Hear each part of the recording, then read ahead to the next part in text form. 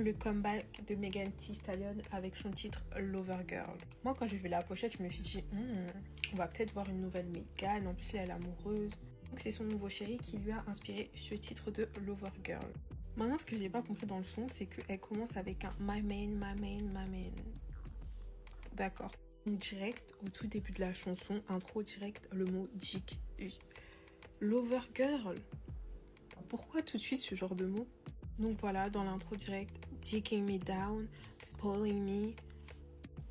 Et il y a une personne qui a pointé du doigt le fait que les rappeuses vraiment qu'on a là en ce moment, elles sont incapables de faire un son love.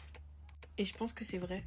Parce que comment ça, le titre c'est Lover Girl, direct tu commences par dick, tu parles du fait qu'il t'achète plein de cadeaux alors que c'est pas là, c'est de love. Je trouve que Megan a une approche super masculine de décrire le fait d'être amoureuse, etc. C'est pas féminin, mais c'est très physique. Il me fait ci, il me fait ça. C'est pas ce que je ressens. Moi, j'aimerais bien que elles arrêtent de faire les bonhommes quand elles font des sons love. C'est pas le but là. Cela pose une question essentielle. Les femmes le font-elles vraiment pour elles-mêmes ou restent-elles prisonnières d'un récit dicté par le prisme masculin, the male gaze, où leur valeur dépend toujours de leur fonction sexuelle vis-à-vis d'un homme?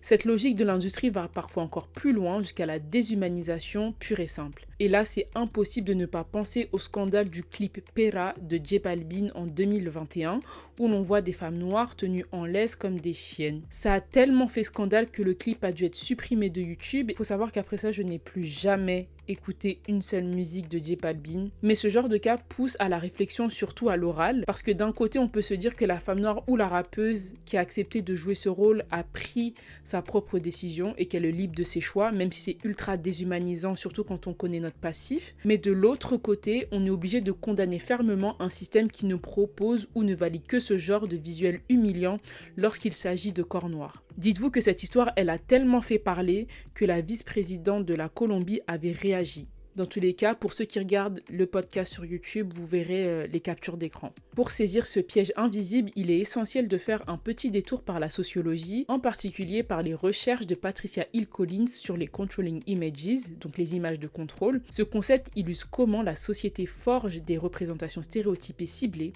pour enfermer les femmes noires dans des catégories bien définies. Nous sommes ici au cœur de l'archétype historique de la Jézabel, cette imagerie coloniale qui décrit la femme noire comme étant hypersexuelle par essence. En 2017, Rebecca Epstein, Jamilia J. Blake et Talia Gonzalez publient une étude nommée Girlhood Interrupted, The Erasure of Black Girls' Childhood, menée par le Georgetown Law